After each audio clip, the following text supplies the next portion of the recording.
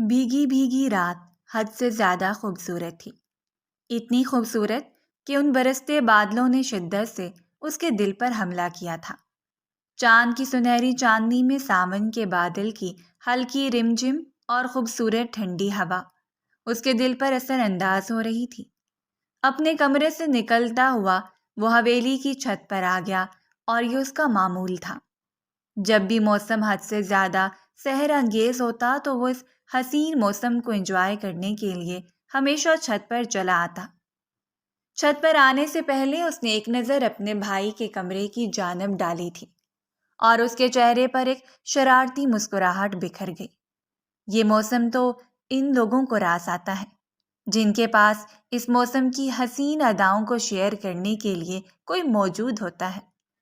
ہم جیسے سنگل لوگوں کے لیے تو یہ موسم وبال جان ہوتا ہے۔ مسکرا کر سوچتے ہوئے وہ چھت پر آ رہا تھا۔ اس وقت اس کے دل میں عجیب سے احساسات جنم لے رہے تھے۔ ٹھنڈی ہوا کے جھونکے نے اسے اپنی لپیٹ میں لے لیا، اور اس نے سینے پر بازو باندھ لیے۔ اس وقت وہ انہماک سے چاند کے حسین روپ کو دیکھ رہا تھا، جس نے پورے آسمان پر قبضہ کرنے کے بعد اپنی آب و تاب قائم رکھی تھی، جبکہ اس کے حوالے سے گرتی ہوئی بوندیں جیسے چھن کر آتی ہوئی سنہری زمین پر برس رہی ہو۔ آہستہ آہستہ اس کا وجود بھیگنے لگا، اور اس نے بھیگنے دیا۔ اپنے اندر کی حبس کم کرنے کے لیے وہ اس حسین موسم کو خود پر برسنے چاہتا تھا۔ چہرے پر میری زلف کو پھیلاؤ کسی دن، کیا روز گرجتے ہو، برس جاؤ کسی دن، اس نے بے حد سرگوشی سے کہا، اور اس کے پورے جسم میں ایک کپکپی دوڑ گئی۔ وہ 26 سالہ بھرپور جوان تھا۔ اس کا بھی دل چاہتا تھا کہ وہ کسی کی حسین زلفوں سے کھیلتے ہوئے اسے اپنی محبت کا احساس دلائے۔ کوئی ایسا ہو جس کی آنکھوں کو حیا اسے مدہوش کرنے کے لیے کافی ہو، لیکن آج تک کوئی ایسی لڑکی سامنے نہیں آئی جو بات کرے اور دھڑکن ساکت رہ جائے۔ سو اس نے یہ فیصلہ بھی اپنے والدین پر چھوڑتے ہوئے کہہ دیا تھا کہ وہ جس لڑکی کا کبھی انتخاب کر دیں گے وہ شادی کر لے گا۔ لہٰذا چند سال پہلے ہی اس کے لیے نوشین کو پسند کر لیا گیا۔ نوشین اس کے مزاج سے مطابقت تو نہیں رکھتی تھی، لیکن اس کے والدین کی پسند تھی، سو اسے خاموشی اختیار کرنا پڑی۔ وہ شادی سے پہلے اپنے خواب پورے کرنا چاہتا تھا، اپنی زندگی کو سنوارنا چاہتا تھا۔ اسے کوئی دلچسپی نہیں تھی ان زمینی معاملات میں۔ اس نے سوچ لیا تھا کہ وہ اپنے کیریئر کا آغاز ایک بہت اچھی جاب سے کرے گا، اور اس نے کی بھی۔ اب وہ بزنس پارٹنر کے طور پر ولید دورانی کے ساتھ کام کر رہا تھا۔ زوار شاہ اور ولید دورانی کے درمیان بانڈنگ بزنس کی دنیا میں ایک شاندار کامیابی حاصل کر چکی تھی۔ ابھی ساتھ ساتھ اس کے ڈپلومے بھی جاری تھے، لہٰذا ابھی تک سارا فوکس صرف اور صرف اپنی کیریئر اور اپنے مستقبل پر تھا، اور اس کے بعد ہی وہ عملی زندگی میں قدم رکھنا چاہتا تھا۔ کافی دیر وہ اس حسین موسم کو انجوائے کرتا رہا، اور پھر جب مکمل طور پر بھیگ گیا تو نیچے اترنے کے لیے سیڑھیوں کی جانب بڑھا۔ عین اسی وقت اس کے قدم بری طرح جم گئے۔ وہ بے اختیار ہی چونکتے ہوئے پلٹا۔ انتہائی مدھم اور سریلی آواز نے اسے بری طرح متوجہ کیا تھا، اور وہ حیرت زدہ ہو گیا۔ یہ آواز نیچے سے آ رہی تھی، کوئی گنگنا رہا تھا۔ اس حسین موسم میں شاید کوئی اور روح بھی تھی جو اس کی طرح تڑپتے ہوئے اپنے اندر کی خوبصورتی کو ظاہر کر رہی تھی۔ اس نے آج تک حویلی میں اتنی سریلی آواز نہیں سنی تھی۔ وہ بے چین سا ہو کر پلٹا اور کتنی دیر وہیں ساکت کھڑا رہا۔ آخر یہ آواز کس کی تھی؟ گھر میں موجود لڑکیوں کی آواز کو وہ بہت اچھی طرح پہچانتا تھا، لیکن اس کے باوجود اس نے کبھی کسی لڑکی کو گنگناتے ہوئے نہیں سنا تھا۔ اس کا دل دھڑک رہا تھا، اور دل میں موجود احساس انگڑائی لے رہے تھے۔ حسین موسم، خوبصورت ہوا اور مدہوش سی آواز، بہکانے کے لیے کیا کچھ نہیں تھا، اور وہ حقیقت میں بہک رہا تھا۔ اس کی شادی ہونے والی تھی، لیکن اس کے باوجود اس کے دل کی دھڑکنوں میں کبھی بھی نوشین کے نام کو لے کر اس قدر تار نہیں بکھرے تھے جتنے تار اس سریلی آواز کو سنتے ہوئے بکھرے تھے، اور انہی بکھرتے ہوئے تاروں نے اس کے دل میں وہ ہلچل مچا دی جو ناقابل بیان تھی۔ وہ کافی دیر غور کرتا رہا اور پھر اندر چلا آیا۔ یہ تو سچ تھا کہ وہ حسین رات بے تابی کی نظر ہو گئی، لیکن اس بے تابی نے اس کے دل میں عجیب سے احساسات جگا دیے تھے۔ اس نے سوچ لیا تھا کہ جب تک وہ اس آواز کی حقیقت کو نہیں جان پائے گا، وہ کبھی بھی چین سے نہیں بیٹھے گا۔ اسے اب ہر حال میں اس آواز کا پیچھا کرتے ہوئے پتہ لگانا تھا کہ آخر یہ کون ہے جو اتنا دھڑکا دینے والا لہجہ رکھتا ہے۔ گھر میں تایا زاد اور ملازماؤں کے علاوہ کوئی نہیں تھا، اور ویسے بھی اس کا معیار اتنا نہیں گرا تھا کہ وہ گھر کی ملازمہ میں دلچسپی لیے پھرتا۔ وہ تو ان مڈل کلاس لوگوں سے دور دور رہنا ہی پسند کیا کرتا تھا۔ صبح بھی ہلکی رمجم جاری تھی۔ ناشتہ کرنے کے بعد وہ بے مقصدی لاؤنج میں بیٹھا تھا جب اس کی تایا زاد کرن اس کے قریب آ کر بیٹھ گئی۔ کہیں آؤٹنگ پر چلے؟ ویسے بھی آپ فری تو ہیں۔ وہ اسے چند سال چھوٹی تھی۔ اس نے بغیر کسی دلچسپی سے کرن کے چہرے کو دیکھا، اور پھر ایک اچانک سا خیال اس کے ذہن میں کود پڑا۔ تم جاؤ شانز کو بلا کر لے آؤ۔ اس نے بس یوں ہی سا کہہ دیا تھا اور کرن چہکتے ہوئے اندر کی جانب دوڑ گئی۔ کچھ ہی دیر کے بعد شانزے بھی اس کے ہمراہ آئی تھی۔ اس کا انداز ہی بتا رہا تھا کہ وہ خود کو کتنا خوش نصیب تصور کر رہی ہے کہ زوار شاہ نے آج اسے بلا بھیجا ہے۔ نہ جانے ایسا کون سا کام ہوگا۔ چلو میں تم دونوں کو آؤٹنگ پہ لے کر چلتا ہوں۔ وہ اٹھ کھڑا ہوا اور وہ دونوں تو عرصے سے اس پر مر مٹنے کے لیے تیار تھیں۔ آخر خاندان کا سب سے ہینڈسم لڑکا تھا۔ ان کے والدین کی بھی خواہش تھی کہ زوار کے لیے ان دونوں لڑکیوں میں سے کسی ایک کا انتخاب ہوتا، جبکہ ان کی بڑی بہن زنیرہ تو شادی شدہ تھی، لیکن اس کی ماں نے اپنی بھانجی کا انتخاب کر کے ان کے دل توڑ دیے تھے۔ ابھی بھی دل میں امید تھی کہ اگر وہ زوار شاہ کے قریب ہو جائیں تو وہی ہوگا جو زوار چاہے گا۔ وہ ان کو آؤٹنگ پر لے کر جا رہا تھا، لیکن صرف اور صرف اپنے مقصد کے لیے، اور وہاں جا کر اس نے 3 گھنٹے ان کے ساتھ رہ کر عجیب سی اذیت کو برداشت کیا۔ اب وہ ان کو باہر لے کر آیا تھا تو اس کے ناز نخرے تو اٹھانا فرض تھے۔ اس وقت وہ گاڑی میں واپس آ رہے تھے اور وہ دونوں لڑکیاں حسب معمول بڑھ چڑھ کر ایک دوسرے سے زیادہ اس کے قریب ہونے کی کوشش کر رہی تھیں۔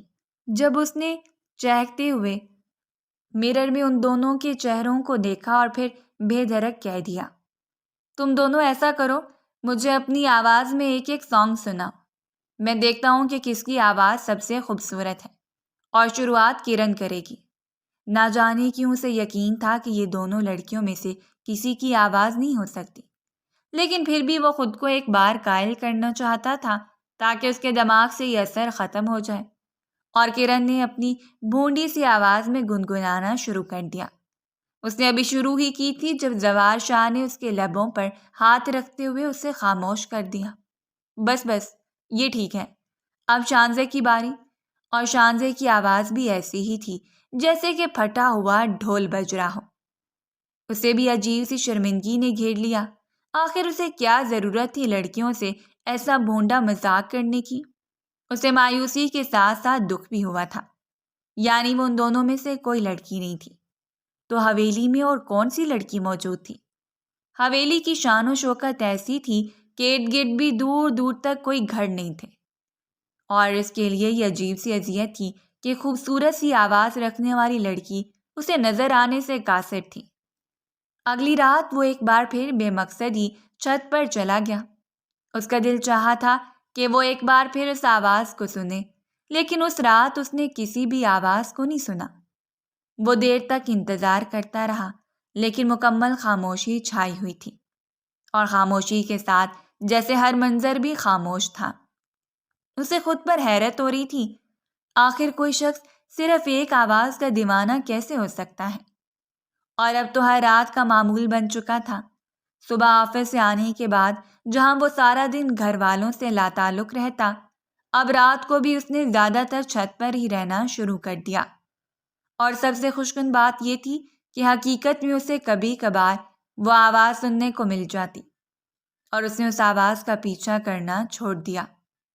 وہ چاہتا تھا کہ وہ بس اسے سنتا رہے۔ اگر وہ حویلی میں موجود ہے تو کبھی نہ کبھی اس کے سامنے آئے گی۔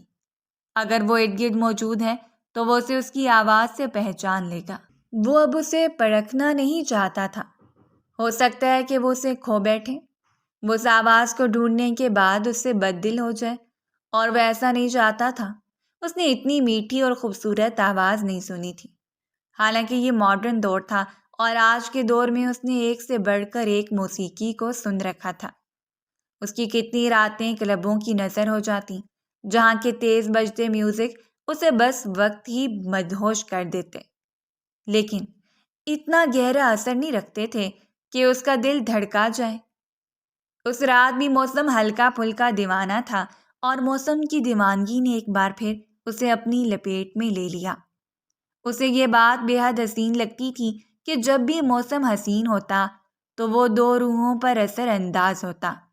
وہ سر جھکائے کتنی ہی دیر اپنی روح کو پرسکون کرتا رہا جب وہ آواز اس کے کانوں میں سرگوشیوں کی طرح بول رہی تھی۔ محبت اور ملن دو الگ الگ چیزوں کے نام ہیں جنہیں محبت مل جاتی ہے اور ان کا ملن نہیں ہوتا، اور جن سے ملن ہو جاتا ہے ان سے محبت نہیں ہو پاتی۔ محبت تو دور رہ کر شدت کو بڑھا دینے کا نام ہے۔ اس نے آہستگی سے قدم اٹھا کر منڈیر تک آ کر نیچے جھانکا تھا۔ وہ کندھوں پر شال پھیلا کر لان میں چلتا ہوا وجود نہ جانے باہوں میں کیا سمیٹے ہوئے تھا۔ اس کے بکھرے بکھرے بال رات کی سیاہی میں اضافہ کر رہے تھے۔ اس کا دل دھڑکنا بھول گیا۔ وہ کسی کی بھی پرواہ کیے بغیر بس سر جھکائے بول رہی تھی۔ جس روز محبت دلوں پر اثر انداز ہوتی ہے اس روز محبت کی تقدیر میں لکھ دیا جاتا ہے کہ اسے اتنا تڑپایا جائے کہ اس کے سامنے تڑپ ہار مان لے۔ وہ بس ساکت سا کسی جادوئی منظر کی طرح اس منظر میں کھویا ہوا تھا۔ اس کے دل کی دھڑکن میں عجیب سا انتشار پھیلا ہوا تھا۔ آخر وہ کون تھی؟ اس وقت رات کی سیاہی میں بکھرے ہوئے بالوں کے ساتھ، چھن چھن کرتی پازیب کے ساتھ، کندھوں پر شال پھیلائے، وہ کیوں ماحول پر چھائی ہوئی تھی؟ وہ جس کی خوشبو سے سارا ماحول بہکا ہوا تھا۔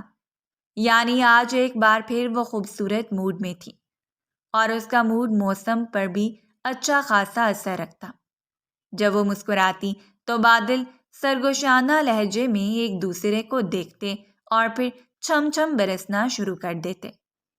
وہ جلدی سے واپس پلٹا اور اترتے ہوئے حویلی کے اندر چلا آیا۔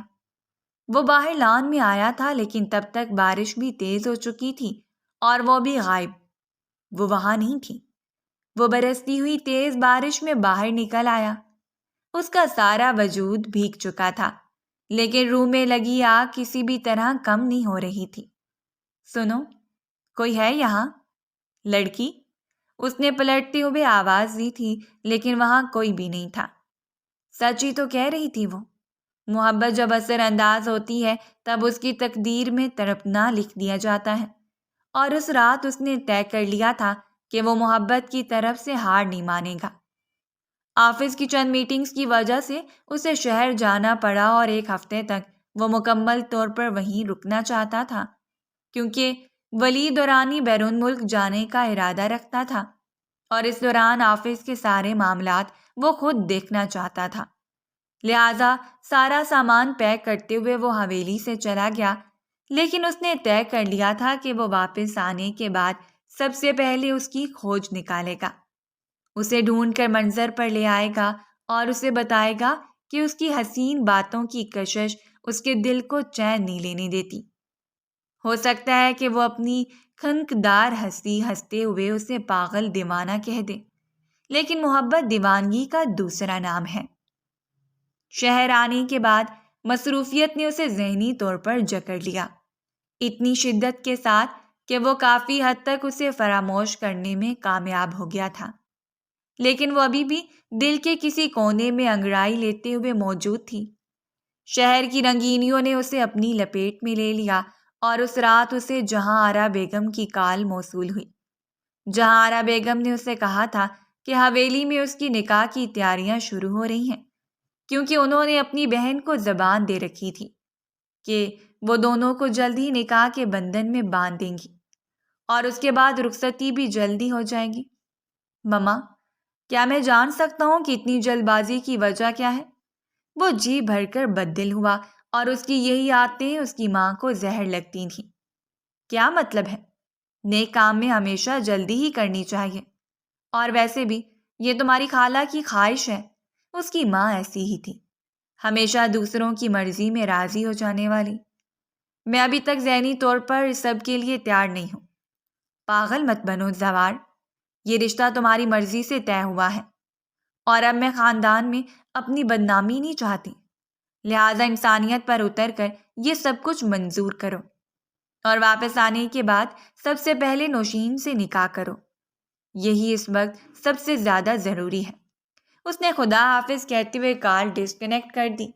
آنکھیں موڑتے ہوئے وہ ایک بار پھر بے سکون سا ہو گیا تھا۔ کیا ہوگا اگر وہ نوشین سے منسلک ہونے کے بعد بھی اس کے ساتھ وہ محبت نہیں کر پائے گا جس محبت کی وہ حقدار ہوگی؟ آفس کے لیے فیمیل سٹاف ہائر کرنا تھا، سو اس نے مینیجر کو کال کرتے ہوئے کہہ دیا تھا کہ وہ صبح انٹرویو لے لے، کیونکہ وہ ذہنی طور پر تیار نہیں ہے اور وہ صبح آفس لیٹ آنے کا ارادہ رکھتا ہے۔ رات دیر تک جاگتے ہوئے وہ اسی بارے میں سوچتا رہا اور صبح تقریباً 12 بجے کے قریب آفس پہنچا۔ اس وقت وہ آفس میں داخل ہی ہوا تھا جب اس نے داخلی دروازے سے ایک لڑکی کو گزرتے ہوئے دیکھا۔ اس نے زیادہ توجہ نہیں دی تھی۔ ولید دورانی واپس آ چکا تھا اور مینیجر کے ساتھ ہی انٹرویوز لے رہا تھا۔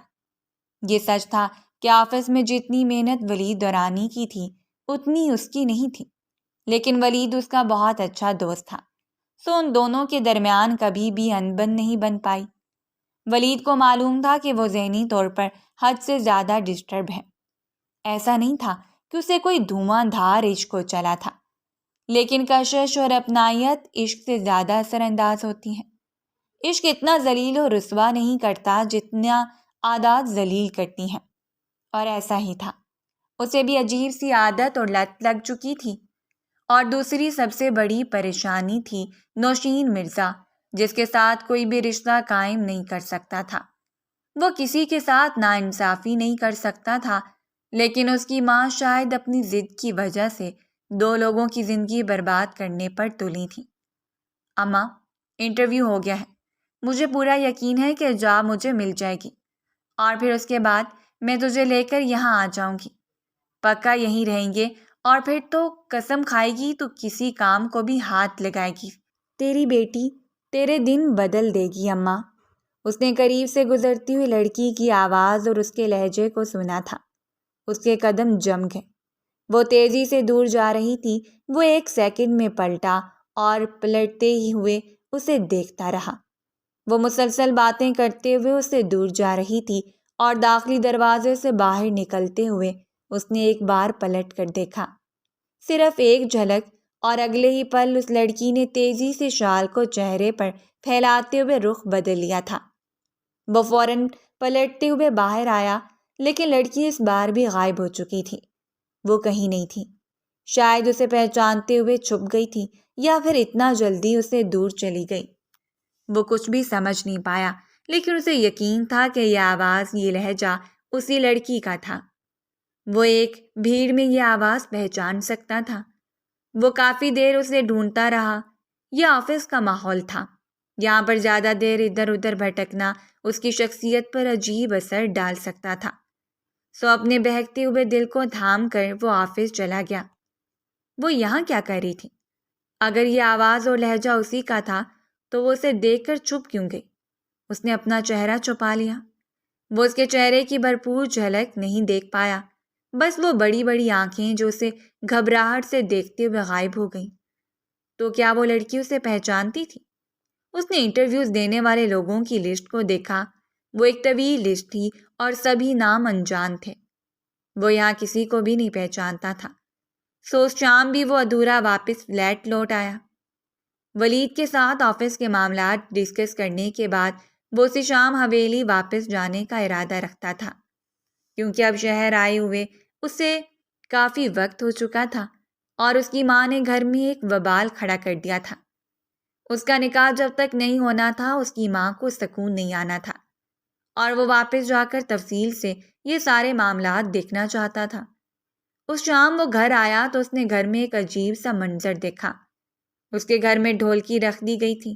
اس کی خالہ کی فیملی پہلے ہی یہاں پہنچ چکی تھی اور ہفتے بعد اس کے نکاح کی تاریخ مقرر تھی، یعنی ابھی سے یہ جنجال شروع تھا۔ جہاں آرا بیگم کی فیملی اتنی شاندار سٹیٹس نہیں رکھتی تھی جتنا شاندار سٹیٹس ان کے سسرال کا تھا۔ احسن صاحب نے اپنے ماں باپ کی مرضی سے ہی جہاں آرا بیگم کو اپنایا، اور جہاں آرا بیگم کا حسن اتنا سحر انگیز تھا کہ وہ ساری زندگی ہر معیار اور ہر فرق کو بالائے طاق رکھتے ہوئے صرف ان سے محبت کرتے رہے۔ وہ ویسے بھی بہت مخلص خاتون تھیں، بس کمی یہی تھی کہ انہیں لوگوں کے لیے جینا آتا تھا۔ اپنی اولاد کی خوشیوں سے زیادہ اپنے بہن بھائیوں کے بچوں کی خوشیوں کی پرواہ تھی۔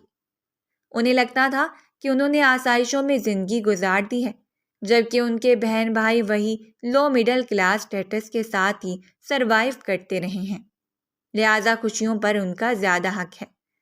حالانکہ وہ یہ نہیں سوچتی تھی کہ قسمت جس کو جتنا دیتی ہے اسے اسی میں خوش رہنا چاہیے۔ وہ سب کو نظر انداز کرنے کے بعد سیدھا کمرے میں چلا آیا، جب جہاں آرا بیگم اس کے پیچھے ہی اس کے کمرے میں گئی تھیں۔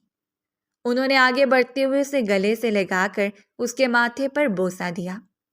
ایسے خاموشی سے اپنے کمرے میں آنے کی وجہ وہ اس وقت اسے دیکھ کر کافی خوش تھیں۔ یہ سب کیا ہے؟ آپ جانتی ہیں کہ مجھے یہ سب کچھ پسند نہیں ہے، اور نوشین کی فیملی پہلے ہی یہاں موجود ہے۔ کیا ان لوگوں میں عزت نفس نہیں ہے؟ وہ ہمیشہ سیدھی بات کرنے سے باز نہیں آیا تھا۔ منہ پھٹ انسان کسی کو بھی لتاڑ دیتا۔ خبردار، یہ کیسی بات کہہ رہے ہو؟ اپنے سسرال اور اپنی خالہ کے لیے؟ نوشین تمہاری ہونے والی بیوی ہے، کل نکاح کے بعد وہ تمہاری ہر چیز پر حقدار بن جائے گی، اسی لیے میں نے خود اپنی مرضی سے ان لوگوں کو یہاں بلا لیا ہے تاکہ وہ یہاں مل کر انجوائے کریں، تو تمہاری خوشی کو مل کر سیلیبریٹ کریں۔ اور تم ایسی بات کر رہے ہو؟ اس کی ماں اچھی خاصی ناراض ہو گئی، تو اس نے سر کو تھامے ہوئے خاموشی اختیار کر لی۔ مما، کیوں اس کی زندگی برباد کر رہی ہیں؟ میں ابھی اس رشتے کے لیے تیار نہیں ہوں۔ کیا اتنا کافی نہیں ہے کہ میں رضامند نہیں ہوں؟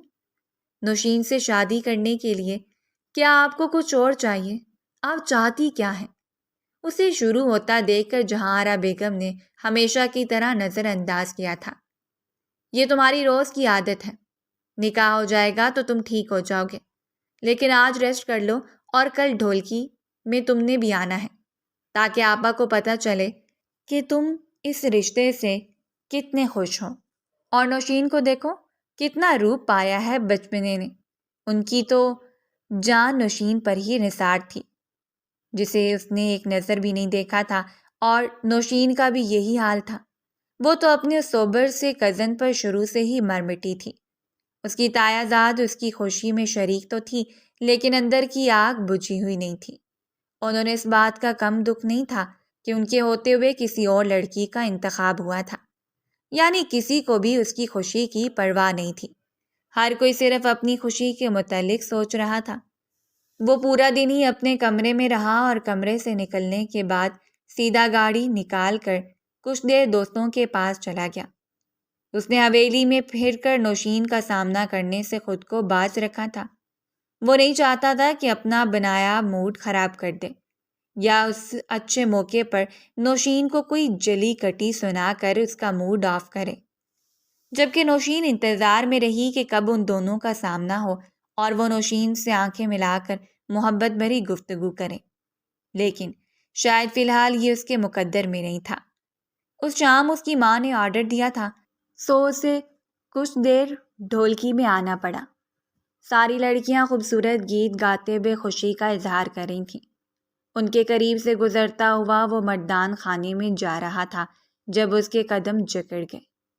تیرا دل بھی جانا بے قرار ہو جائے، رب کرے تجھ کو بھی پیار ہو جائے، دہرانے والی نے دہرایا تھا اور اس نے پلٹنے میں 1 منٹ بھی نہیں لگایا۔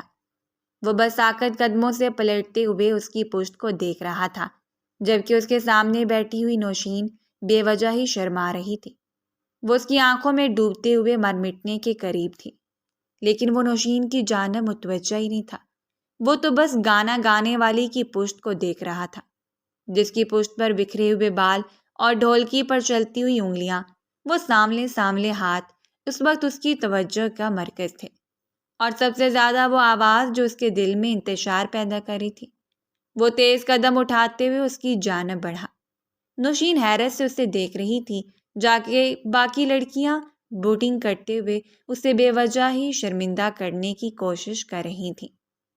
سب کے دل میں یہی تھا کہ وہ نوشین کی جانب آ رہا ہے، جبکہ اس لڑکی کے قریب آ کر اس نے جھک کر اسے بازو سے پکڑا اور کھڑا کر دیا۔ ڈھول کی تاپ کے ساتھ ساتھ گانے کی آواز بھی مکمل خاموش ہو گئی۔ اس وقت وہ اس کے سامنے تھی، اپنی بڑی بڑی آنکھیں کھولے اسے حیرت سے دیکھ رہی تھی، جبکہ وہ سارے جہان سے بے فکر ہو کر اس وقت اس کی آنکھوں میں کھویا ہوا تھا۔ سارے جہان کے لیے وہ آواز خاموش ہو چکی تھی، لیکن اس کے کانوں میں ابھی بھی وہ سریلی گونج باقی تھی۔ اسے محسوس ہو رہا تھا جیسے وہ ابھی بھی اس کے سامنے گنگنا رہی ہے۔ گاؤ، میں سننا چاہتا ہوں، اس نے بے حد سرگوشی سے کہا تھا، اور مقابل نے پلکوں کو جھکا لیا۔ چہرے پر عجیب سے رنگ بکھر گئے، لب کپ کپا رہے تھے۔ اسے یوں محسوس ہو رہا تھا جیسے اس سے کوئی غلطی ہوئی ہے۔ اس نے کانپتا ہوا ہاتھ زوار شاہ کے ہاتھ پر رکھا اور اپنے بازو کو چھڑوانے کی کوشش کی، جبکہ وہ انہماک سے اسے دیکھتے ہوئے پلٹ آیا تھا۔ وہ سونیا تھی، سونیا وقار، اس کے گھر کے ملازم وقار احمد کی اکلوتی بیٹی، جسے اس نے آج تک ملازمہ والے کام سے دور رکھا تھا۔ سونیا وقار کی اکلوتی اولاد تھی۔ اسے یہاں رہتے ہوئے ایک عرصہ ہو چکا تھا، لیکن اس پورے عرصے میں اس نے کبھی بھی اپنی بیٹی کو وہ سارے کام نہیں کرنے دیے جو آج تک اس کی بیوی رضیہ کرتی آئی تھی۔ ان دونوں میاں بیوی کو اللہ نے ایک عرصے کے بعد اولاد کی نعمت سے نوازا تھا، اور سونیا ان کے لیے کسی شہزادی سے کم نہیں تھی۔ انہوں نے طے کر لیا تھا کہ جو زندگی انہوں نے گزاری ہے، وہ کبھی بھی وہ زندگی سونیا کو گزارنے نہیں دیں گے۔ انہوں نے حویلی میں پہلے ہی شرط عائد کر دی کہ ان کی بیٹی کبھی بھی ایک ملازمہ کی حیثیت سے اس حویلی میں نہیں آئے گی، بلکہ وہ سرونٹ کوارٹر اور سرونٹ کوارٹر سے باہر حویلی کی دنیا تک ہی محدود رہے گی۔ حویلی کے اندر اس کا کوئی عمل دخل نہیں ہے، اور حویلی والوں کو اس پر کیا اعتراض ہو سکتا تھا؟ ویسے بھی ان سے تنخواہ کے طور پر پیسے صرف وقار اور رضیہ لے رہے تھے۔ کسی کی ذاتی زندگی میں مداخلت کرنا ان لوگوں کی عادت نہیں تھی، ان لوگوں نے وقار کی اس شرط کو مان لیا۔ وقار ایک فرض شناس اور باوفا ملازم تھا، لہذا یہ چھوٹی سی شرط اسے مزید خوددار بنا رہی تھی۔ آج ڈھولکی میں وہ بے قرار ہو کر اپنی ماں سے اجازت لے کر اندر آئی تھی، کیونکہ اس کا بھی دل چاہ رہا تھا کہ وہ لڑکیوں کے ساتھ مل بیٹھ کر گنگنائے، شادی کے اس خوبصورت فنکشن کو دیکھے، لیکن اسے معلوم نہیں تھا کہ یہاں یہ سب کچھ ہو جائے گا۔ اس نے جب سے ہوش سنبھالا تھا اپنے والدین کو صرف کام کرتے ہوئے دیکھا، انہیں صرف اپنے لیے محنت کرتے ہوئے دیکھا تھا۔ ان لوگوں نے اس کی ہر خواہش کو پورا کیا۔ پرائیویٹ طریقے سے تعلیم کو جاری رکھتے ہوئے اس نے BA کر لیا تھا، اور اب اس کا ارادہ تھا کہ وہ کسی اچھی سی کمپنی میں جاب کرے، لہٰذا وہ شہر جا کر انٹرویوز بھی دیتی رہی تاکہ تعلیم کے ساتھ ساتھ وہ اپنی جاب کو بھی مکمل کر لے اور اپنے ماں باپ کی زندگی کو آسان کر لے۔ وہ ان دونوں کو مزید محنت کرتے ہوئے نہیں دیکھ سکتی تھی۔ اس نے زوار شاہ کو کافی بار حویلی میں دیکھا تھا، اور زوار شاہ جیسی پرسنالٹی رکھنے والا شخص اسے کافی اچھا بھی لگتا تھا، لیکن وہ چاند تھا آسمان پر چمکتا ہوا، اور وہ زمین پر پڑا ہوا پتھر جو صرف دیکھنے پر ہی اکتفا کر سکتی تھی۔ اس کا دل چاہتا تھا کہ اس کا بھی ہمسفر زوار شاہ کی طرح ہو، ڈیشنگ پرسنالٹی رکھنے والا، ایک شاندار مرد، لیکن اس کے باوجود اسے زوار شاہ کی پرسنالٹی سے عجیب سا خوف بھی آتا تھا، لیکن اس نے کبھی اس خوف کو ظاہر تو نہیں ہونے دیا۔ لیکن اس روز اسے یہ جان کر حیرت ہوئی تھی کہ وہ جس آفس میں انٹرویو کے لیے گئی ہے وہ آفس زوار شاہ کا ہے، اور زوار شاہ کو وہاں دیکھ کر وہ اسی وجہ سے غائب ہوئی تھی کہ ہو سکتا ہے وہ لوگ اس بات پر غصہ ہوں کہ وہ جاب ڈھونڈ رہی ہے، حالانکہ انہیں اس بات سے کوئی مسئلہ نہیں تھا، یہ بس اس کا ذہنی فطور تھا۔ سوچ سوچ کر اس کا دماغ پھٹنے کے قریب تھا۔ جس لڑکی کی آواز کو سن کر وہ اتنے دن سلگتا رہا، وہ لڑکی گھر کی ایک معمولی ملازمہ تھی۔ ایسی ملازمہ جس کی آواز اس کے حواسوں پر چھائی ہوئی تھی، جس کی سانولی گندمی رنگت نے اسے اپنا گرویدہ بنا لیا تھا۔ اور سب سے اچھی بات تھی اس کی طبیعت میں نرمی، اس کے مزاج کی شگفتگی جو بڑے سے بڑے مرد کا بس خواب ہوا کرتی ہے۔ اس کی بڑی بڑی آنکھوں کی روشنی اور چمک، اس کے چہرے کی شرارت، سب کچھ تو زوار کو بے مقصد ہی اچھا لگنے لگا تھا۔ اور اس رات مکمل فیصلے پر اترنے کے بعد وہ اگلے دن ماں کے سامنے آ کر کھڑا ہو گیا۔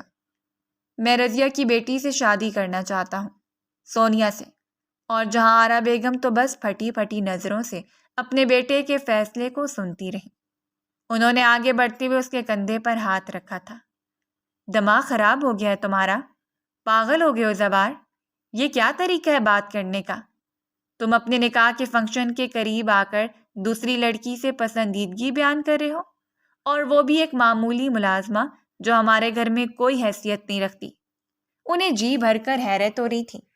میں کچھ نہیں جانتا، لیکن میں نوشین سے شادی نہیں کر سکتا۔ میں اسے وہ خوشیاں فراہم نہیں کر سکتا جن خوشیوں کی وہ حقدار ہوگی۔ اسی لیے آپ اسے میرے سر پر مسلط مت کریں۔ اس نے لاؤنج میں کھڑے ہو کر یہ بات کی تھی، اور اس بات سے گھر کے باقی مکین بھی متوجہ ہو چکے تھے۔ گھر میں ایک عجیب سا ہنگامہ برپا ہو گیا۔ اس کے تایا، اس کی تائی، اس کے کزنز، اور سب سے بڑھ کر اس کے بہن بھائی، اس کا باپ، سبھی وہاں موجود تھے، اور سبھی اسے قائل کرنے کی کوشش کر رہے تھے کہ وہ اتنا بڑا اور غلط فیصلہ نہ کرے۔ وہ اپنی زندگی کو جہنم میں جھونکنے کی بات کر رہا ہے۔ جہاں آرا بیگم تو غصے سے سرخ ہو چکی تھی۔ ان کا بس نہیں چل رہا تھا کہ وہ کھڑے کھڑے اپنے اکلوتے بیٹے کو زمین میں اتار دیں۔ آخر وہ اتنا غلط فیصلہ کیسے کر سکتا ہے؟ آج انہیں دکھ ہو رہا تھا کہ انہوں نے ہمیشہ اپنے بیٹے کی مرضی کو خود پر مسلط رکھا۔ شاید وہ اس قابل نہیں تھا۔ بابا، بات کو سمجھنے کی کوشش کریں۔ آپ نے بھی مما سے شادی کی، لیکن وہ ایک مڈل کلاس فیملی سے تعلق رکھتی تھی۔ ماما نے آپ کے ساتھ سروائیو کیا۔ محبت تو سب کے لیے کافی ہوتی ہے، اور آپ اس بات سے منہ نہیں موڑ سکتے۔ وہ سیدھا جا کر احسن شاہ کے سامنے کھڑا ہو گیا۔ وہ انہیں اپنی باتوں سے قائل کر سکتا تھا، اور احسن شاہ حیرت سے اپنے بیٹے کو دیکھ رہے تھے۔ وہ اس بات سے قطعی انکار نہیں کر سکتے تھے کہ انہوں نے جہاں آرا بیگم کو صرف محبت کے لیے اپنایا تھا۔ میں مڈل کلاس فیملی سے تعلق رکھتی تھی، لیکن میں تمہارے باپ کے گھر ملازمہ نہیں تھی۔ یاد رکھو، تم جہاں آرا بیگم کو جی بھر کر غصہ آیا تھا سب لوگوں کے سامنے اپنے بیٹے کی بات سن کر۔ ماما، آپ سمجھنے کی کوشش کیوں نہیں کر رہی ہیں؟ میں وہ بات نہیں کر رہا۔ چاہے لڑکی جتنی بھی کم حیثیت کی ہو، ایک مرد کی محبت اسے اچھا خاصا معتبر بنا دیتی ہے، اور ویسے بھی میں اسے پسند کرتا ہوں، اور یہ میرے لیے کافی ہے۔ نوشین کی ماں تو سنتے ہی بھڑک اٹھی تھی۔ آخر کیا ضرورت تھی تم لوگوں کو میری بیٹی کی زندگی برباد کرنے کی؟ میں سوچ بھی نہیں سکتی تھی کہ تمہارا بیٹا اتنا ہٹ درم ہوگا۔ جہاں آرا یہ زیب و نصاب بیگم تھی، جنہیں اس وقت اپنے بھانجے پر جی بھر کر غصہ آ رہا تھا۔ خالہ جان، یہ ایک سچائی ہے، میں آپ کی بیٹی کو وہ خوشیاں نہیں دے سکتا جو خوشیاں وہ ڈیزرو کرتی ہے، لہٰذا پلیز آپ اس بات کو سمجھنے کی کوشش کریں اور اس نکاح کو کینسل کر دیں، کیونکہ میں سونیا کو پسند کرتا ہوں۔ اس نے صاف ان کے منہ پر کہہ دیا تھا، اور نوشین کی تو رنگت زرد ہو گئی۔ اس نے کانپتے ہوئے وجود کے ساتھ اس شخص کو دیکھا تھا جو اس کی خوشیوں کی اصل وجہ تھا۔ منزل اتنے قریب آ کر اسے چھننے جا رہی تھی، اور اس نے ایسا کبھی نہیں سوچا تھا۔ آپ میرے ساتھ ایسا کیسے کر سکتے ہیں؟ جس طرح آپ اس معمولی ملازمہ سے محبت کرتے ہیں، اس طرح میں بھی آپ کو پسند کرتی ہوں۔ ہمارا نکاح ہونے والا ہے۔ ایک بار نکاح ہو جائے، آپ کے سر سے یہ بھوت اتر جائے گا۔ آپ خود کو خوش نصیب تصور کریں گے کہ آپ کو میری جیسی لڑکی ملی ہے۔ وہ آگے بڑھتے ہوئے اسے قائل کر رہی تھی۔ ہر طرف ایک ہی بات تھی، اور اس نے بات ہی ختم کر دی۔ میں آج کے بعد اس ٹاپک پر دوبارہ بات نہیں کروں گا۔ اگر سونیا میری زندگی میں نہیں آئے گی تو میں کسی سے بھی شادی نہیں کروں گا۔ لیکن میں سونیا سے نکاح ضرور کروں گا۔ وہ اپنا فیصلہ سناتے ہوئے کمرے میں چلا گیا اور پیچھے تو گویا صف ماتم بچھ چکا تھا۔ زیب النساء بیگم نے بروقت گھر سے چلے جانا چاہتی تھی، لیکن نوشین اپنی ماں کو قائل کیے بیٹھی تھی کہ ایک بار اگر نکاح ہو جائے تو وہ خود اپنی ضد چھوڑ دے گا۔ ان کی بہن نے بھی انہیں تسلی دلائی تھی کہ بے وجہ ضد نہ کریں، ان کے پاس ایسے ہتھ کنڈے ہیں کہ وہ اپنے ہاتھ سے اپنے بیٹے کو نکلتا ہوا نہیں دیکھ سکیں گی۔ اور وقار احمد تو حد سے زیادہ پریشان تھا۔ احسن شاہ نے اسے بلا کر بتا دیا تھا کہ ان کا بیٹا ضد کر رہا ہے کہ وہ تمہاری بیٹی سے نکاح کرے گا، اور وقار احمد نے ان کے سامنے ہاتھ جوڑ دیے۔ اس میں میری بیٹی کی کوئی غلطی نہیں ہے، آپ اچھی طرح جانتے ہیں کہ وہ تو کبھی حویلی کے اندر بھی نہیں آئی۔ اگر چھوٹے صاحب ضد پر قائم ہیں تو آپ اپنی مرضی کریں، مجھے امید ہے صاحب اپنی ضد سے پیچھے ہٹ جائیں گے۔ میں اور میری بیٹی کبھی بھی اس ضد کے درمیان نہیں آئیں گے، میں اپنی بیٹی کو لے کر یہاں سے چلا جاؤں گا۔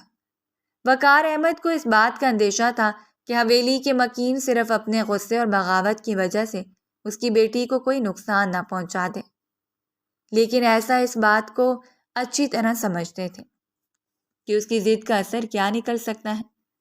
اگر ان کے بیٹے نے ایک بار حامی بھری ہے تو وہ کبھی بھی اس لڑکی کو خود سے دور نہیں جانے دے گا۔ سونے کوئی درمیانی راستہ اختیار کرنا تھا۔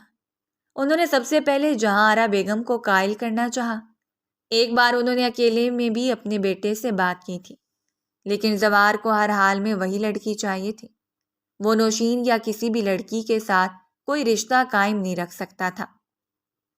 اور یہ سب کچھ سننے کے بعد سونیا تو حیرت میں مبتلا ہو گئی۔ وہ شخص اسے اچھا لگتا تھا، لیکن اس نے کبھی نہیں سوچا تھا کہ وہ اس کی قسمت بنے گا یا کبھی اس کے لیے پسندیدگی کا اظہار کرے گا۔ وہ دل سے یہی چاہتی تھی کہ وہ شخص اپنے ماں باپ کا فیصلہ مانتے ہوئے اپنی زندگی کو اپنے مطابق گزارے، کبھی بھی اس کی جانب مائل نہ ہو، کیونکہ وہ ایک حقیقت پسند لڑکی تھی اور نہیں چاہتی تھی کہ وہ ساری زندگی گھٹ گھٹ کر گزارے۔ وہ کسی بھی اپنی کلاس سے منسلک شخص کے ساتھ اچھی زندگی گزار سکتی تھی۔ اس روز جہاں آرا بیگم نے اسے اپنے کمرے میں بلایا اور اس کا پورا وجود کانپ اٹھا۔ رضیہ بیگم نے اسے اچھی طرح سمجھا دیا تھا کہ وہ جہاں آرا بیگم کے سوالوں کا ٹھیک ٹھیک جواب دے اور انہیں بتائے کہ وہ ان کے بیٹے میں انٹرسٹڈ نہیں ہے، لہٰذا اگر وہ لوگ چاہیں گے تو اس حویلی سے چلی جائے گی۔ اور جہاں آرا بیگم نے اس کے سامنے ایک عجیب سی شرط رکھی تھی، تمہارے پاس میری بات کو ماننے کے علاوہ کوئی چارہ نہیں ہے، تمہیں اس رشتے کے لیے اقرار کرنا ہوگا۔ وہ حیرت سے جہاں آرا بیگم کو دیکھ رہی تھی، جن کے انداز بتا رہے تھے کہ وہ اس لڑکی سے کتنی نفرت کرتی ہیں۔ تمہاری ظاہری معصومیت نے میرے بیٹے کو بغاوت پر مجبور کر دیا ہے، لیکن میں ایسا کبھی نہیں ہونے دوں گی۔ تم سوچ بھی نہیں سکتی کہ چاند پر جانے کی خواہش تمہیں زمین کی گہرائی میں دفن کر دے گی۔ وہ ان کی جلی کٹی باتوں کو سر جھکائے سن رہی تھی، آنکھوں کے کنارے بھیگے ہوئے تھے۔ نہ جانے قسمت اسے کیوں آزمانے پر تلی ہوئی تھی۔ میں نے کبھی چھوٹے صاحب کو اس نظر سے نہیں دیکھا، اور نہ ہی میں ان کے بارے میں کوئی ایسی بات سوچ سکتی ہوں۔ میرا اور آپ کا کوئی جوڑ نہیں ہے، اسی لیے میں نہیں چاہتی کہ آپ یہ رشتہ لے کر میری دہلیز تک آئیں اور میں اقرار کروں۔ اس سب پلاننگ میں مجھے شامل مت کریں۔ اس نے ہاتھ جوڑ دیے اور جہاں آرا بیگم اس کے سامنے کھڑے ہوتے ہوئے اس کے بالوں کو نوچ چکی تھی۔ میرے سامنے ڈرامے بازیاں مت کرو۔ میں اچھی طرح جانتی ہوں کہ میرے بیٹے کو بہکانے میں تمہارا کتنا ہاتھ ہے۔ نہ ہی تم جان بوجھ کر اس کے سامنے آتی اور نہ ہی اس کی توجہ کا مرکز بنتی۔ گھر میں اور بھی تو لڑکیاں ہیں، وہ کسی لڑکی پر نہیں مر مٹا۔ آخر تم جیسی معمولی ملازمہ میں کیا بات ہو سکتی ہے؟ اس روز جہاں آرا بیگم کی بات کو ماننے کے علاوہ اس کے پاس کوئی چارہ نہیں تھا، سو اس روز وہ ان کی پلاننگ کا حصہ بنتے ہوئے وہاں سے چلی گئی۔ لیکن وہ یہ نہیں جانتی تھی کہ کون سی قیامت اس کی منتظر ہے۔ جہاں آرا بیگم اس کی زندگی میں ایسی سیاہیوں کو داخل کرنے والی ہے جو کہ اس کے لیے ناقابل برداشت ہوں گی۔ اس شام ماں باپ کا فیصلہ سن کر وہ خوشی سے پھولے نہیں سما رہا تھا۔ اس نے جلدی سے آگے بڑھتے ہوئے جہاں آرا بیگم کی گود میں سر رکھ دیا۔ آپ سے اچھی ماں کوئی ہو ہی نہیں سکتی۔ آئی لو یو۔ میں آپ سے بہت محبت کرتا ہوں۔ اور ساری زندگی آپ کے احسان کو یاد رکھوں گا۔ وہ جہارا بیگم سے اظہار محبت کر رہا تھا اور وہ بس اپنے بیٹے کو دیکھ رہی تھی۔ چمکتی ہوئی آنکھوں کے ساتھ انہوں نے اس رشتے سے اقرار کر لیا تھا، لیکن ان کے دل میں کیا چل رہا تھا اس بات سے صرف خدا واقف تھا۔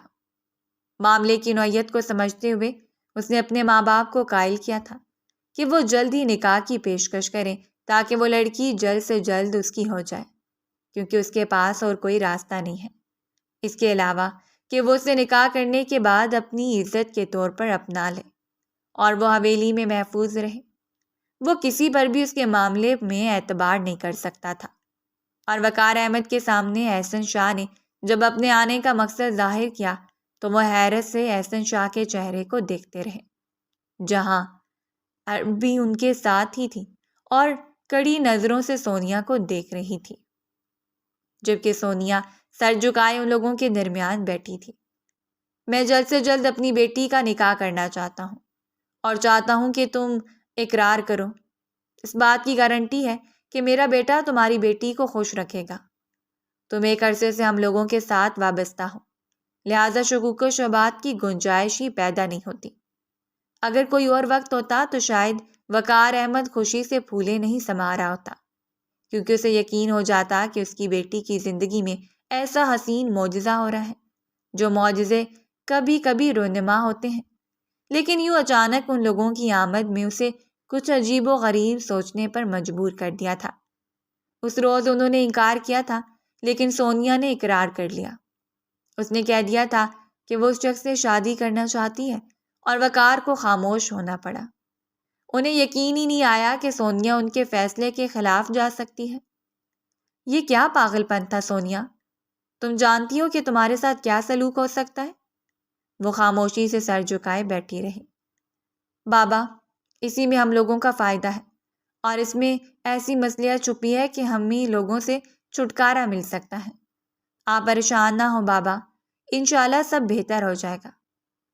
تو اپنی بیٹی کی بات سمجھ نہیں پائے تھے، لیکن انہیں اتنا یقین تھا کہ جو کچھ ہونے جا رہا ہے وہ بالکل غیر فطری ہے اور اس کا حقیقت سے دور دور تک کوئی تعلق نہیں۔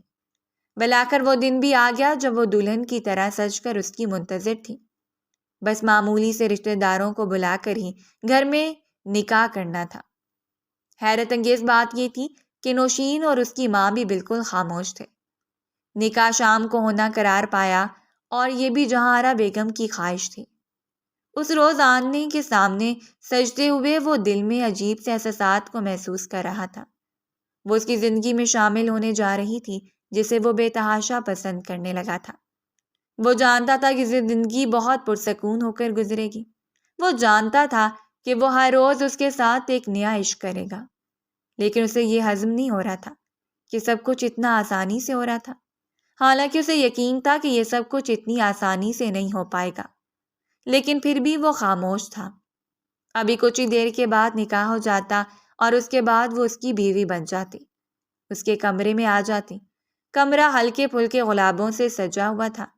وہ بے قرار تھا اسے اپنے کمرے میں دیکھنے کے لیے۔ اس وقت اس چھوٹے سے گیسٹ روم میں وہ دلہن کی طرح تیار بیٹھی تھی۔ سلور کلر کی کامدار میکسی میں اس کا وجود جگمگا رہا تھا۔ وہ اتنی دل آویز لگ رہی تھی کہ جہارا بیگم کتنی دیر اس کے حسین چہرے کو دیکھتی رہی۔ انہیں یقین تھا کہ ان کا بیٹا اسی گندمی سی رنگت پر فریفتہ ہوا ہے۔ آج کل اتنی نیچرل بیوٹی کہیں بھی میسر نہیں ہوتی۔ وہ مصنوعی چہروں کو دیکھنے کے بعد اس کی جانب مائل ہوا ہے۔ تمہارا وعدہ پورا کرنے کا وقت آ گیا ہے۔ اب تمہیں وہ سب کچھ کرنا ہے جو میری مرضی ہوگا۔ اس نے سر اٹھا کر جہارا بیگم کی طرف دیکھا۔ تم جانتی ہو کہ اگر تم اس وعدے کے خلاف جاؤ گی تو میں کیا کر سکتی ہوں؟ یہی تمہارے لیے بہتر ہے، لہذا دروازہ تمہارے لیے کھلا ہے۔ انہوں نے بیرونی دروازہ کھول دیا۔ اس وقت ان کا سرگوشانہ لہجہ بھی عجیب وارننگ دے رہا تھا، جو اس کی ریڑھ کی ہڈی میں سنسناہٹ پیدا کر رہی تھی۔ اگر تم یہ نکاح کرو گی تو تم سوچ بھی نہیں سکتی کہ میں تمہارے ساتھ کیا کروں گی۔ وہ نرمی سے جھکتے ہوئے اسے اپنے لہجے کا احساس دلا رہی تھی، اور تبھی پلٹتے ہوئے وہ دہلیز پر کھڑی ہو گئی۔ یہ دروازہ بند ہے اور دوسرا دروازہ کھلا، فیصلہ تمہارے ساتھ ہے۔ اور وہ اپنی سلور کلر کی میکسی کو تھامتے ہوئے اٹھ کھڑی ہوئی تھی۔ اس کے سامنے مقدر باہیں پھیلائے کھڑا تھا اور دوسری طرف اس کے ماں باپ کی زندگی۔ اس نے مقدر پر پاؤں رکھتے ہوئے اپنے ماں باپ کی زندگی کو چنا اور اس روز بیرونی دروازے سے باہر نکل آئی۔ شام کے سرمئی سے اندھیری راہ نے اسے اپنی لپیٹ میں لے لیا۔ اسے بس بھاگ کر گاؤں کا راستہ بور کرنا تھا اور باہر ڈرائیور اس کا منتظر تھا۔ سب کچھ پلان کے مطابق ہو رہا تھا اور یہ پلان جہارا بیگم کی طرف سے بنایا گیا تھا۔ انہوں نے ہی اسے کہا تھا کہ اس ڈرائیور کے ذریعے یہاں سے باہر بھجوا دیں گی اور پھر وہ کبھی پلٹ کر یہاں نہیں آئے گی۔ 2 دن کے بعد اس کے ماں باپ بھی اس کے پاس پہنچا دیے جائیں گے۔ شہر میں ایک گمنام فلیٹ میں ایک پرسکون زندگی اس کی منتظر تھی اور یہ جہارا بیگم کا فیصلہ تھا۔ وہ یہ نہیں چاہتی تھی کہ اسے آسائشیں مل جائیں، بلکہ وہ چاہتی تھی کہ وہ بس اپنے ماں باپ کے ساتھ سکون کی زندگی گزارے، جہاں کسی بھی زوار شاہ کا عمل دخل نہ ہو۔ اور ویسے بھی زوار شاہ اسے زیادہ خوبصورت اور پڑھی لکھی لڑکی ڈیزرو کرتا ہے جو اس کی کلاس سے بلانگ کرتی ہے۔ وہ خود اس بات کو مانتی تھی کہ چند دنوں کے بعد جب محبت کا بھوت اترے گا تو شاید زوار شاہ کو احساس ہونے لگے گا کہ کلاس کے فرق کی وجہ سے اس نے ایک ایسی لڑکی کا انتخاب کیا ہے جو چند قدم بھی اس کے ساتھ نہیں چل پاتی، اور تب بھی اس کے مقدر میں صرف اور صرف تنہائی اور ویرانی لکھ دی جائے۔ سو بہتر تھا کہ اس نے اپنے لیے اس ویرانی کا چناؤ خود کر لیا۔ تھوڑی دیر کے بعد پوری حویلی میں ہلچل مچا دی گئی کہ دلہن بھاگ گئی ہے۔ اس کے تعلقات کسی غیر مرد کے ساتھ تھے اور یہ ساری افواہیں پھیلانے والی بھی جہاں بیگم تھی۔ جب انہیں اندازہ ہو گیا کہ وہ گاؤں کی دہلیز، گاؤں کی حدود کو پار کر چکی ہوگی، تب انہوں نے اس کے کردار پر ایسے کیچڑ اچھالے جو وقار احمد کو جیتے جی زمین میں دھکیل چکے تھے۔ انہیں یقین تھا کہ ان کی بیٹی کبھی بھی ایسا نہیں کر سکتی۔ کوئی خاص وجہ رہی ہوگی جو اس نے یہ قدم اٹھایا، جبکہ زوار شاہ تو گویا ساکت رہ گیا۔ وہ سوچ بھی نہیں سکتا تھا کہ وہ معصوم سی بے ضرر لڑکی اس حد تک جا سکتی ہے۔ تو اس نے گواہان کے طور پر چند لوگوں کو بھی انتخاب کر لیا جنہوں نے گواہی دیتے ہوئے کہا تھا کہ انہوں نے چند بار اسے حویلی میں کسی لڑکے کے ساتھ باتیں کرتے دیکھا ہے اور اب بھی اس کے جانے کا مقصد یہی لڑکا ہے۔ زوار شاہ سر جھکائے کتنی ہی دیر بیٹھا رہا۔ وہ پاگلوں کی طرح اسے گاؤں میں ڈھونڈتا رہا تھا لیکن وہ کہیں نہیں ملی۔ رات گزر رہی تھی اور مہمان حویلی سے رخصت ہو رہے تھے۔ اسے یقین ہی نہیں تھا کہ پہلی بار کی پسندیدگی سے اس طرح مات دے سکتی ہے۔ اس کے پاس نوشین کے علاوہ کوئی چارہ نہیں تھا اور جہاں بیگم کی پلاننگ کامیاب ہوئی۔ اس رات چپکے سے نوشین کے ساتھ ہی زوار شاہ کا نکاح کر دیا گیا اور نوشین کو اس کے کمرے میں منتقل کر دیا گیا، جبکہ وہ گاڑی نکالتے ہوئے وہاں سے چلا گیا تھا۔ اس حویلی میں یہ رات گزارنا اس کے لیے کسی قیامت سے کم نہیں تھا، جبکہ دوسری طرف وہ صرف چند بار ہی شہر آئی تھی اور وہ بھی انٹرویوز دینے کے لیے۔ وہ شہر کے متعلق زیادہ کچھ نہیں جانتی تھی۔ اس وقت بھی ڈرائیور اسی راستے کی جانب تھا جس راستے پر اس روز وہ انٹرویو دینے آئی تھی۔ کتنی دیر میں پہنچ جائیں گے؟ اس نے آگے جھکتے ہوئے ڈرائیور سے پوچھا، لیکن وہ سڑک پر نظر مرکوز کیے بیٹھا رہا اور کچھ ہی دیر کے بعد سڑک ایک گاڑی ایک ویران سی سڑک پر آ کر کھڑی ہو گئی۔ اس کا دل ہول اٹھا تھا۔ یہ کہاں لے آئے ہو مجھے؟ اور کیا ارادہ ہے تمہارا؟ مجھے فلیٹ میں لے کر جاؤ۔ ڈرائیور نے کچھ بھی نہیں سنا تھا۔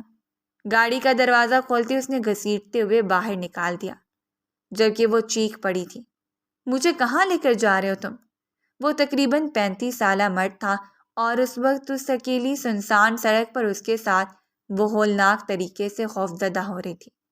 جب اسے سڑک کے درمیان کھڑے کرتے ہوئے وہ گاڑی میں آ کر بیٹھا، تمہیں بس بھاگنا ہے، بھاگو، آج رات تمہاری آخری ہے اور یہ جہاں بیگم کا حکم ہے۔ تمہیں مارتے ہوئے یہ ظاہر کرنا ہے کہ تمہارا ایکسیڈنٹ ہو گیا ہے۔ جبکہ وہ خوف سے چیخ پڑی تھی، خدا کے لیے ایسا مت کرو، ایسا مت کرو، خدا کے لیے۔ وہ چیخ پڑی تھی جبکہ دوسری طرف گاڑی سٹارٹ ہو چکی تھی۔ اس نے خوف سے پلٹ کر سڑک پر بھاگنا شروع کر دیا۔ وہ مدد کے لیے پکار رہی تھی، چیختی ہوئے اپنے ماں باپ کو، لیکن جہاں بیگم کی جانب سے دیا گیا دھوکہ اس کے لیے وبال جان تھا۔ آخر وہ ایسا کیسے کر سکتی تھی؟ اور تبھی سامنے سے آتی ہوئی گاڑی سے وہ ٹکرائی اور دور گرتے ہوئے ہوش و حواس سے بیگانہ ہو گئی۔ ہوش کھونے سے پہلے اس نے پلٹ کر قریب آتی گاڑی کو دیکھا تھا اور اپنی موت کو اتنا سامنے دیکھ کر اس نے آنکھوں کو موند لیا۔ خوبصورت کمرے میں ترتیب سے رکھا ہوا فرنیچر اور خوبصورت انداز میں سجا ہوا کمرہ ظاہر کر رہا تھا کہ وہ کسی باذوق شخص کا کمرہ ہے جس نے اچھی خاصی محنت کی ہے۔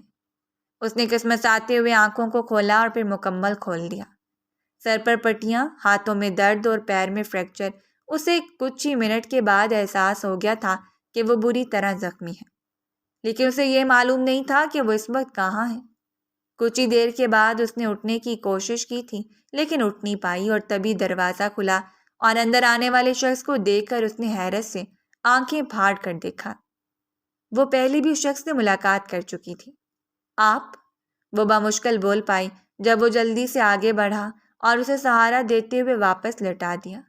آپ ریسٹ کریں۔ آپ ہاسپٹل نہیں، اس وقت میرے گھر پر موجود ہیں۔ آپ خطرے سے باہر تھے، اس لیے میں آپ کو یہاں لے کر آیا ہوں۔ اس نے حیرت سے جھک کر اپنے بدلے ہوئے لباس کو دیکھا، تبھی وہ ایک بار پھر شائستگی سے بولا تھا، یہ لباس نرس نے چینج کیا ہے، اور وہ کچھ مطمئن سی ہو گئی۔ میرے ماں باپ کہاں ہیں؟ مجھے یہاں پر کیوں لایا گیا ہے؟ اور میں کب سے یہاں ہوں؟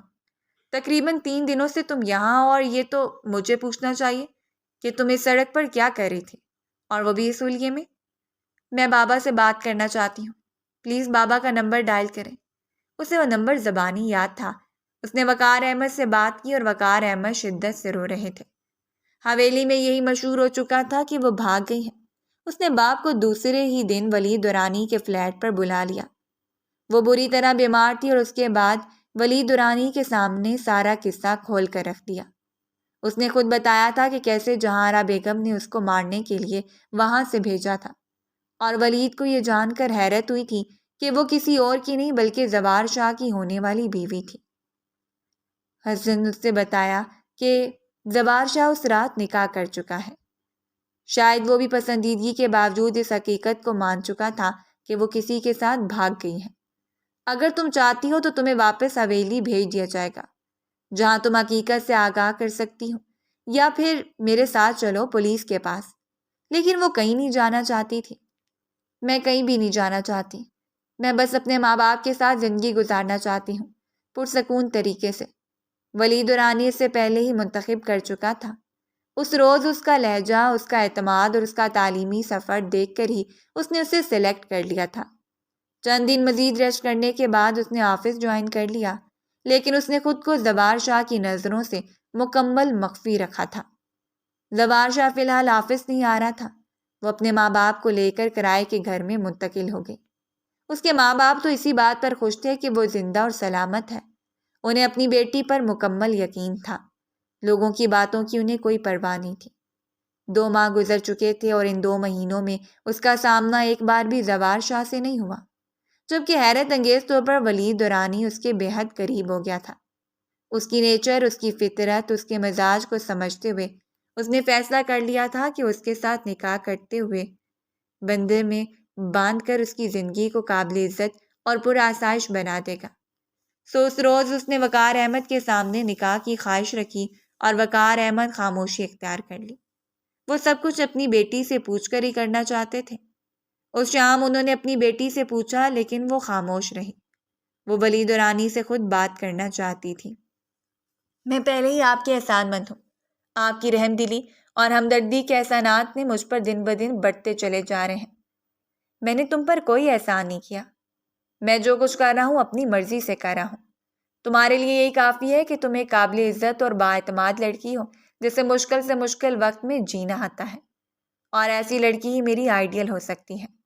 اس نے ولید دورانی کو اچھی طرح پرکھا تھا اور اس رات اس نے اجازت دے دی، سادگی سے ولید دورانی کے ساتھ نکاح کی حامی بھر لی، اور بغیر کسی کو بتائے ولید نے اس کے ساتھ نکاح کر لیا۔ اس نے صرف اپنے باپ سے اجازت لی کی، جو کہ بیرون ملک مقیم تھا۔ اس کی ماں کے گزرنے کے بعد اس کے باپ نے اپنی زندگی کا آغاز کر لیا تھا، لیکن اس نے علیحدگی کو چن لیا، اور ایک عرصہ تنہائی میں گزارنے کے بعد وہ ایک ایسے ہی ہم سفر کی تلاش میں تھا۔ اس وقت وہ دلہن بنی اس کے کمرے میں موجود تھی جب وہ دروازہ کھولتے ہوئے اندر داخل ہوا۔ آہٹ کے ساتھ ہی اس کے دل کی دھڑکن کی رفتار بڑھتی جا رہی تھی۔ ولید دورانی بالکل اس کے سامنے آ کر بیٹھ گیا۔ اس نے نظروں کو جھکا کر خود ہی بات کا آغاز کیا تھا۔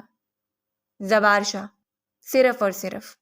جب ولید نے جھکتے ہوئے اس کے لبوں پر ہاتھ رکھ دیا، میرے خیال میں صرف ایک بزدل ماضی جس نے پلٹ کر یہ تک دیکھنے کی کوشش نہیں کی کہ تم زندہ ہو یا مر چکی ہو۔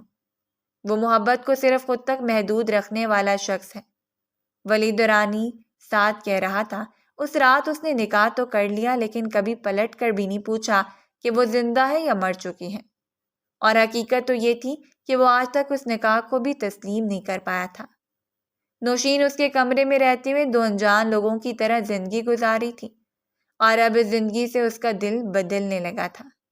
وہ بس فرار چاہتی تھی، اس شخص سے جو خود کسی اور کی دیوانگی میں ڈوب کر اپنا آپ تباہ کر چکا تھا۔ تم میرے لیے قابل محبت ہو یا نہیں، لیکن تم میرے لیے قابل عزت ہو اور ہمیشہ رہو گی۔ دیکھو، سب کچھ مکمل ہو چکا ہے، اب بس محبت باقی ہے۔ سو اجازت ہے تو وہ بھی کر لوں۔